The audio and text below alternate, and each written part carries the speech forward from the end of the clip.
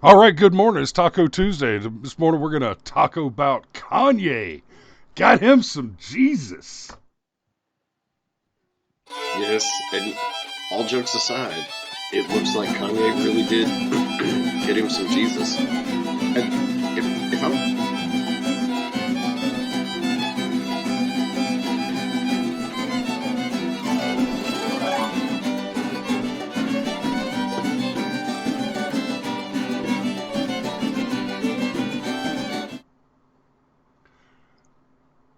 yeah, we're back. Yeah, we're back. We're back, That's baby. awesome. It's time to taco about Kanye got some Jesus. Yeah, and look, I have to admit, when I first started seeing this, I was so suspicious. I really was. A few weeks ago, How Kanye dare was you! here. I know, I know. How dare I? I'm just being honest. Kanye was actually here in Georgia a few weeks ago. He led a service at New Birth over near where you live. Yeah, it would have been nice to have known about that and what's going on with that. Okay, so full disclosure, I'm not a big rap fan. I have not listened to this album. The likely case is that I will not listen to this album. The fact of the matter, unfortunately, I suppose, is that it has been some years since I made any active effort to discover new music in the ways that I did when I was younger. Um, my musical tastes are very broad. I listen to a lot of classical, a lot of uh, 90s pop and, well, not really pop, rock, and big fan of 80s hair metal music. Uh, I I never got into the kind of poppy, new agey R&B of the 80s and 90s, and really never cared for rap. Uh, I still laugh a little bit when I hear songs like Ice Ice Baby and Hammer Time, just because there's a certain bizarre nostalgia. Because, I mean, we went to high school in the 90s. We were kids in the 80s. It was kind of just like part of the zeitgeist. You couldn't dodge it. But there's a lot of really interesting stuff going on with what's happening with Kanye. Vis-a-vis Colin Noir, Maj Tour, and or Maj Torre. I I don't know when I met Maj, he just introduced himself as Maj, so I didn't hear him pronounce his last name. But Candace Owens, young blacks who are leaving the Democrat plantation. They're part of the hashtag walk away. There was a little bit of something between Candace and Kanye, I think, with the whole Brexit thing.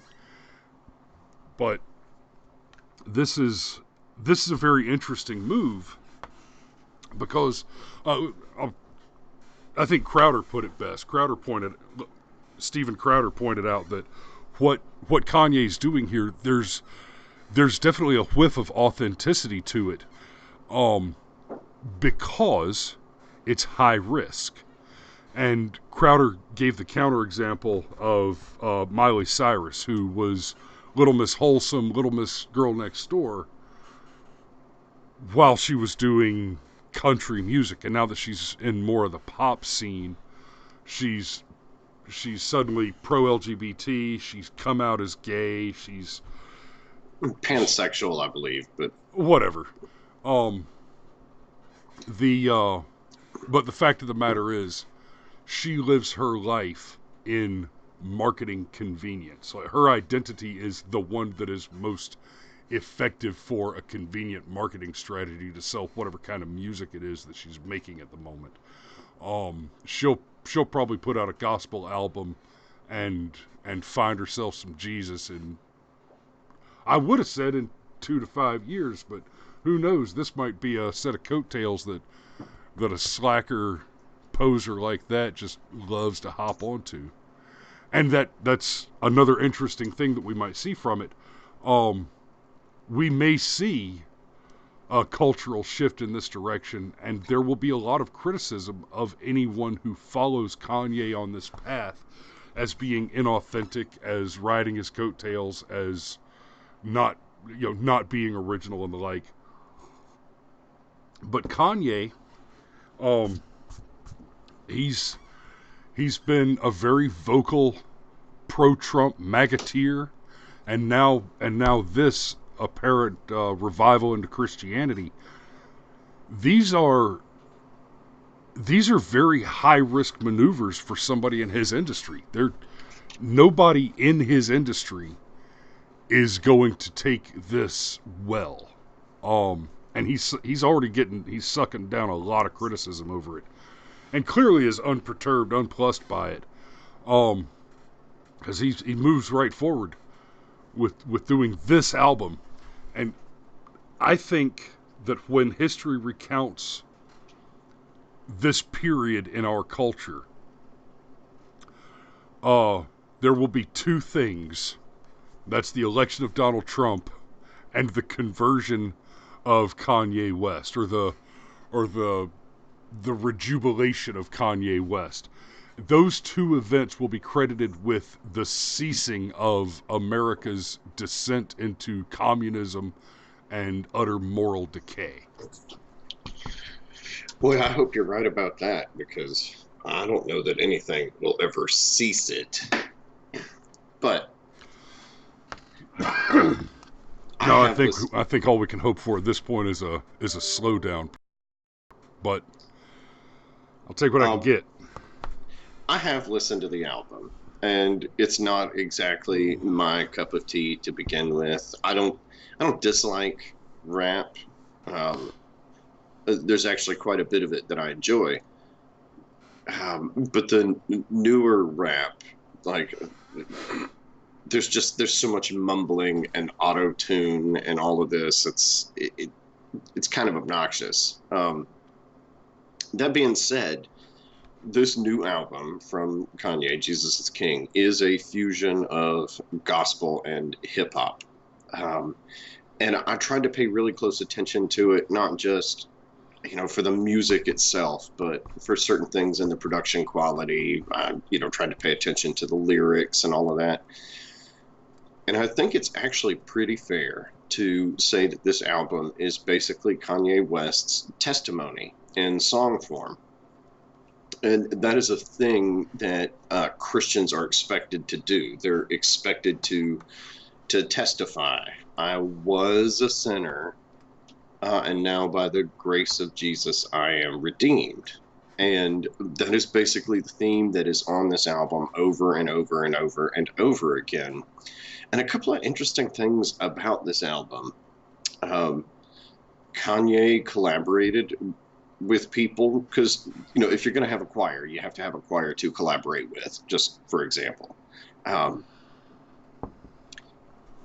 The people that collaborated with Kanye, he requested that they engage in no premarital sex while they were working on the album, stuff like that. So again, if this is a marketing move, man, it's a bizarre marketing move, because it's like Kanye deliberately took everything and put it on hard mode and then went forward. That's Jesus, is Kanye Kierkegaard? I mean, no, Kanye is not Kierkegaard. No, he's Kierkegaard not. Played Jesus on Hurt Me Plenty. Kierkegaard's whole platform was, if Christianity is easy for you, if faith is easy for you, then you're doing it wrong. and by the way, you're going to hell because of that. And hell is despair. But that's a whole different show. That's a whole show. Yeah. So you sent me some clips. Did you want to see the VMA first? Which I'm sorry, guys. It's balls o'clock in the morning, and I got to go places in the not too distant. We're off to a start. But was there any particular order you wanted to see the clips in? No, I figured we could just watch them real quick, just so we could have a flavor of the kind of man Kanye was 10 and 15 years ago. Okay, then we'll start with the VMA. Yo, Taylor, I'm really happy for you. I'm gonna let you finish. But Beyonce had one of the best videos of all time. One of the best videos of all time.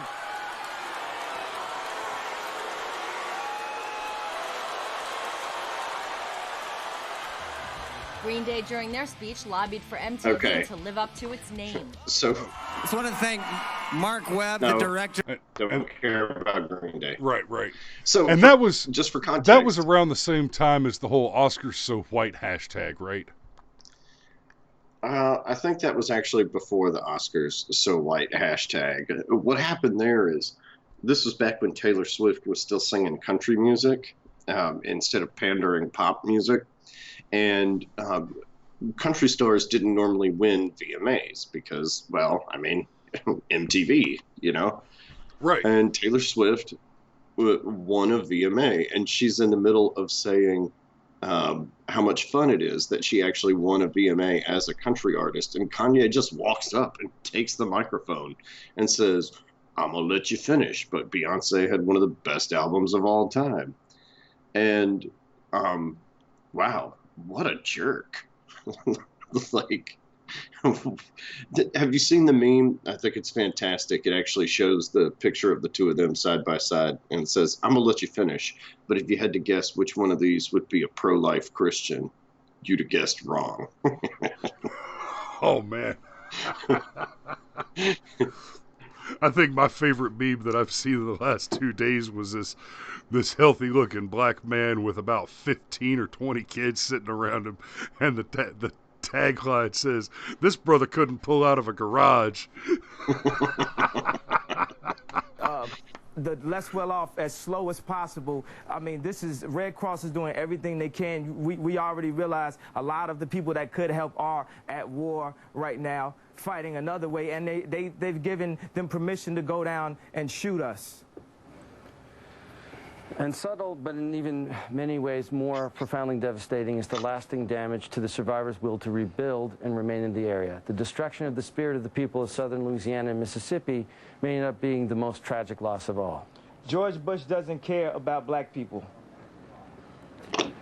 Please call. Did you see Myers' face? It's like, help, get me out of here. I'm not letting this guy drag me down with him. Please. Yeah, so Kanye might be growing up. Maybe. Yeah. So maybe that's who Kanye was. Maybe his dope boy cut him off for a couple of days, or went out of town, and Kanye just fell on hard times and accidentally sobered up. There's actually an interview with Kanye's pastor that I intended to listen to, but there's been so much stuff that has come out about this situation. I just haven't gotten around to it.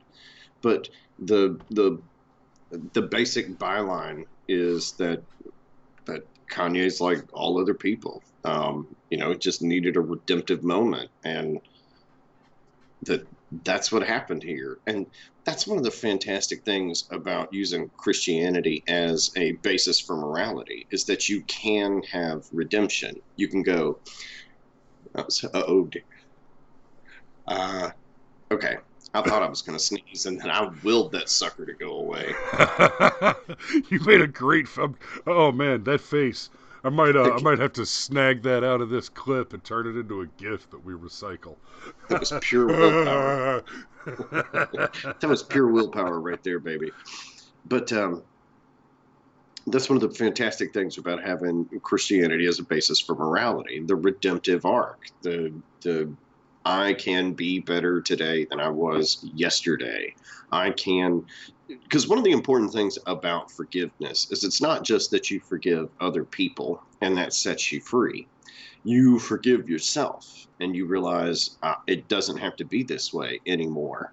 One of the reasons why things like AA and NA focus so much on it being a spiritual journey is because a lot of addicts blame themselves, and rightly so. Like, if you were stealing money out of your mom's purse to fund your meth habit, that's a thing to feel bad about. But if you're going to feel bad about it forever, you're never actually going to kick the meth habit. You'll always go back to it. And Christianity just gives you an out for all of that. And it really looks like, and this is something that I doubted. I doubted this transformation at first, but as time has worn on, this appears to be genuine. Like Kanye looked at himself being the man that did things like that, that interrupted Taylor Swift's speech to basically just be a jerk, and said, man, especially now that I got kids of my own, maybe I don't want to act that way anymore. And boom, now we get Jesus is King. And I'm not going to lie, on a purely emotional level, this is what I want to happen. It's just too good of a story.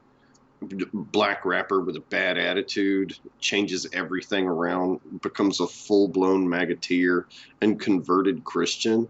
I mean, that's a pretty fantastic story. And more importantly, is a character of such extraordinary influence and reach that this occurring in him stands to make a huge change in the cultural shift.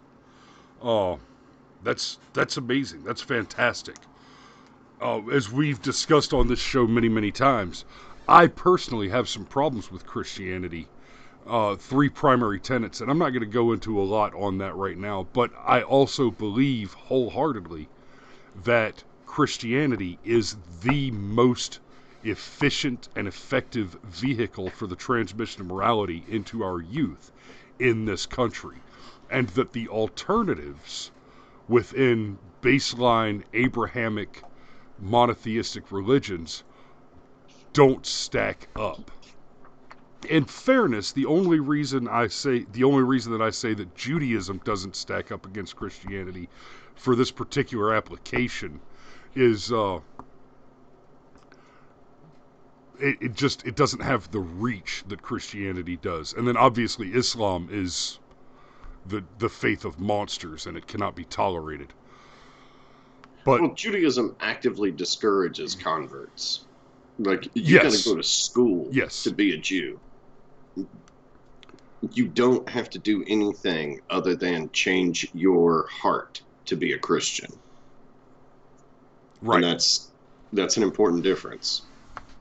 And that's why I carefully choose the language that I do. It is the most efficient and effective vehicle for morality to our children. And then, of course, if you talk about Islam, Islam is an effective and efficient vehicle for amorality and violence and just blathering patent horror. Like blowing up your own children? Yeah, for example. Also rape. Yes, lots and lots of rape. Bad people. Yeah. And I don't mean your Muslim neighbor. I mean, well, to be honest, you know exactly what I mean. So, I thought we were going to talk about Christianity. Somehow we got spun off on Islam. Well, it's a good week to talk about Islam because we got al-Baghdadi. But the thing that we're talking about this morning is Kanye West making a conversion. And really, that's about all I've got. Brother, I'm sorry, Kanye. I said Kane. That's funny. That's one of those Freudian slips where, like, I meant to say, pass me the salt, and instead I said, your sister's a big fat... Anywho. Yeah, anywho. I think out of everything about this, and here's what's just so fascinating to me about it, is when you put it all together, it's not cool to be a Trump supporter. At this point, I think that there are a whole lot of people in Trump's camp. I think there are a whole lot of people that are actually like me, that either didn't vote for him or just barely voted for him. And now they're completely confident in voting for him in 2020. You just don't hear about it a lot because Orange Man bad, Orange Man bad. Orange Man bad, Orange Man bad. And for some time now, it's actually been a part of our zeitgeist where Christianity has just been made fun of. It's been belittled, Yeah. put down, whatever. Like, being a Christian is the not cool thing to be. Going back to referencing that scene from The Kingsman, we even pointed out on that show that that scene was not offensive when Colin's character was murdering a bunch of Christians. Oh, that No, scene no, was that fine was then. fine. Yeah. But as soon as he's killing CNN and Black Lives Matter, oh, now it's so offensive. And the fact that Kanye has leaned into all of that, and like, that to me is just amazing. I'd really like to think that this is the beginning of not just something pro Trump. I mean something much bigger. Like, it used to be that Christianity was the way to go, and then somewhere around the time of Saul Alinsky and the radicals, and when we're just going to tear down the system that oppresses us, man, Christianity got thrown into that. And it's very important that Christianity get thrown into that, because you can have a God-shaped hole in your life. And if you don't have a faith like Christianity, you will eventually have a faith in something else. And it appears to be that the new faith is the cult of the SJW, white patriarchy, climate change is going to kill us all. Yeah, that's all faith. Those are all articles of faith. And there's room in your heart for those articles of faith because you don't have God in your heart. And that's all been done deliberately, I would say. You want to tear down a society from the inside. Well, you strip away their strongest tenets of morality. Because we're talking about something that is iterated over the generations. I can teach my children to be Christian. Those children, they can teach my grandchildren to be Christian, and then teach my great-grandchildren, and so forth. And we will functionally act the same across time and engage in the same basic moral fabric. You pull the Christianity out of the equation, and my grandchildren could be completely unrecognizable in comparison to me, much less to my grandparents. So I was a doubter, but I'm sincerely beginning to believe, especially after listening to the album and how self-deprecating Kanye was on the album, this seems genuine. Like, I'm actually incredibly impressed, which is not something I ever thought that I would say about Kanye West. But that's the redemptive nature of Christianity. Like, Moses killed a dude, and he's the biggest hero of the Old Testament. Like, it's... You say Moses killed a dude, like there's something wrong with that. Yeah. No, Moses didn't kill a dude in battle. Moses just killed a dude. So I don't like the way you're treating that Jew, and he whacked him. The scripture doesn't say, yeah. All right. Well, for reals though, I'm gonna have to wrap this one up. It's time for me to get on the road. I gotta go deal with the government. Government. So, it's I think in conclusion, Jesus is King. This is a good thing. This is a positive step in the right direction for the country of the United States of America. And I dare say that this will be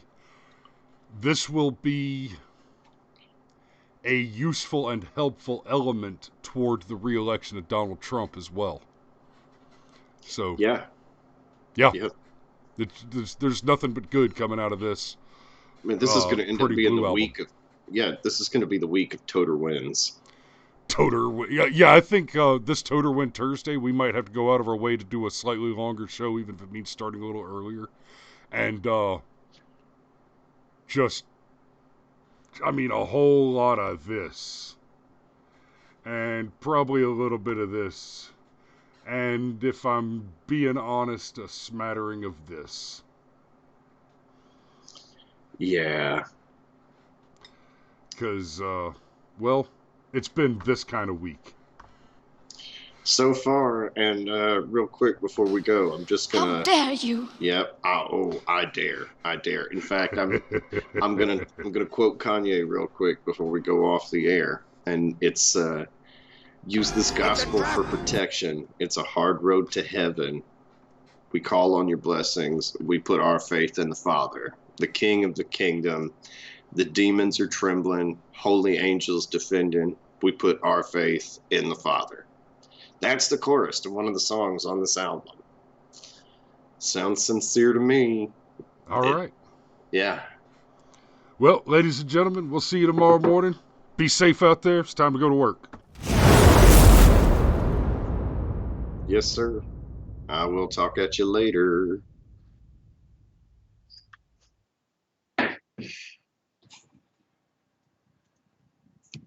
Dude, hey, I think